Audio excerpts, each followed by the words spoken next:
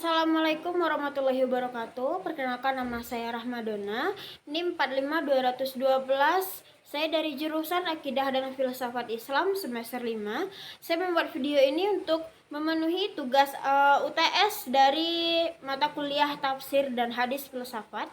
Nah, di sini saya akan menjelaskan beberapa ayat dan beberapa hadis. Yang pertama ada Quran surat Al-Baqarah ayat 269 yang artinya di sini adalah Allah menganugerahkan al-hikmah, kefahaman yang dalam tentang Al-Quran dan as-sunnah kepada siapa yang dikehendakinya. Dan barang siapa yang dianugerahi hikmah, ia benar-benar telah dianugerahi karunia yang banyak, dan hanya orang-orang yang berakallah yang dapat mengambil pelajaran. Nah, di sini kita dapat mentafsirkan, saya mentafsirkannya dalam ucapan dan perbuatan kepada siapa saja yang dikehendakinya dari hamba-hambanya, dan barang siapa telah Allah anugerahkan itu kepadanya, maka sungguh dia telah memberinya kebaikan yang melimpah ruah.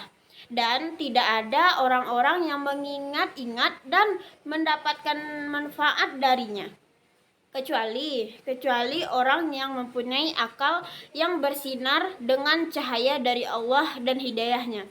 Nah, di dalam ayat ini dapat kita lihat ada teori filsafatnya, dan teori filsafat di sini adalah mengkaji tentang kajian filsafat itu sendiri, yaitu perintah Allah terkait dengan perintah untuk menggunakan akal pikiran ini.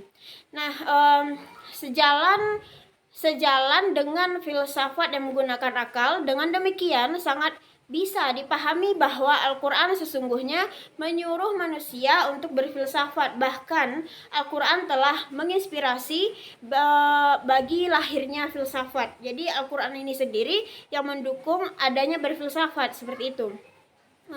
Jadi berfilsafat ini sangat didukung oleh Al-Quran sendiri.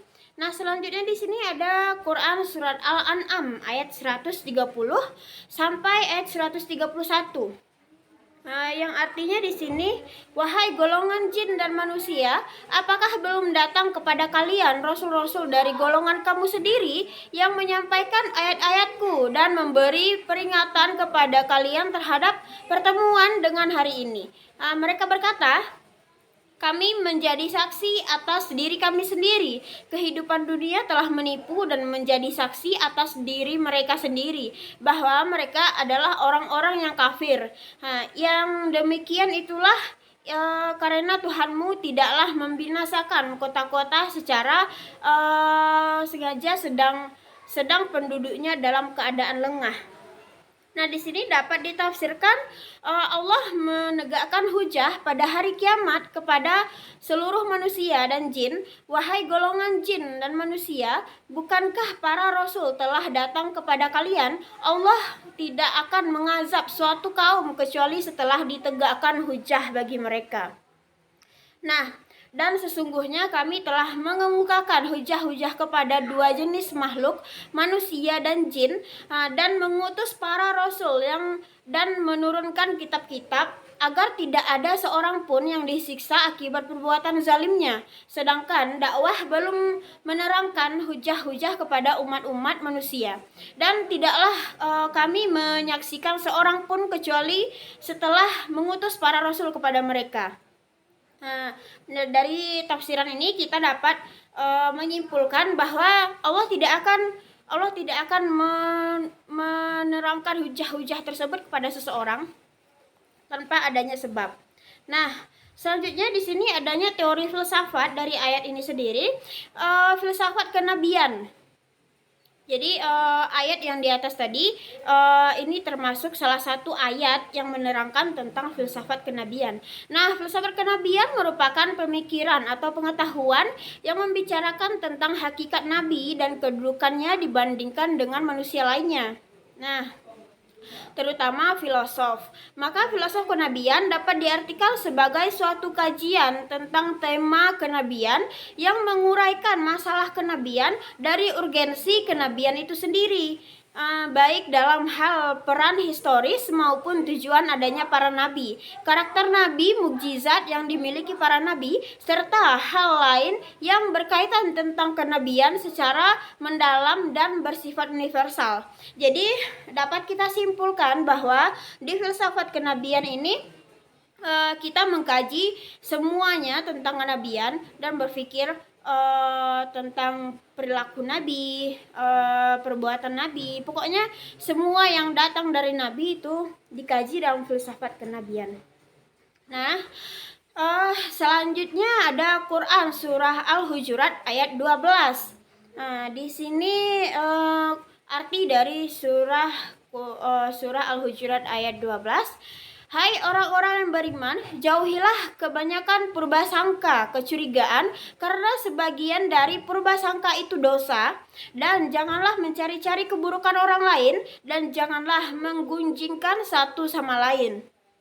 Adakah seorang di antara kamu yang suka memakan daging saudaranya yang sudah mati, maka tentulah kamu merasa jijik kepadanya dan bertakwalah kepada Allah. Sesungguhnya Allah Maha menerima taubat lagi Maha penyayang.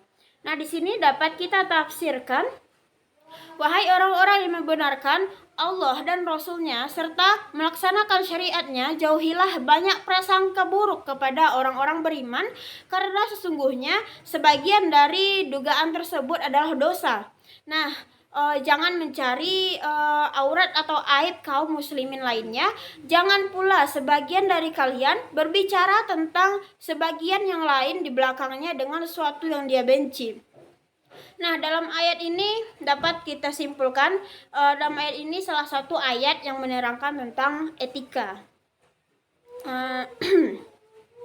Selanjutnya tafsirannya, apakah seorang di antara kalian mau makan daging saudaranya yang sudah mati? Kalian tidak menyukai itu, maka tinggalkanlah gibah. Takutlah kalian kepada Allah dalam perintah dan larangannya. Sesungguhnya Allah Maha penerima taubat hamba-hambanya yang beriman dan Maha penyayang terhadap mereka. Teori yang dapat kita simpulkan dalam teori etika ini, teori filsafatnya, etika merupakan cabang dari filsafat terutama yang membahas mengenai perilaku manusia. Sebagai cabang dari filsafat, etika merupakan proses berpikir mengenai penilaian baik buruknya perilaku manusia, filsafat tingkah laku. Nah, beserta persoalan-persoalan dan pembenaran-pembenarannya. Jadi dapat kita simpulkan di teori filsafat etika ini tuh objek kajian sendiri adalah perilaku-perilaku manusia. Nah, yang terakhir kita ada hadis tentang epistemologi, yang artinya dari Abu Hurairah, dia berkata, Rasulullah SAW bersabda, barang siapa berjalan di suatu jalan untuk mencari ilmu, niscaya Allah akan memudahkan baginya jalan ke surga.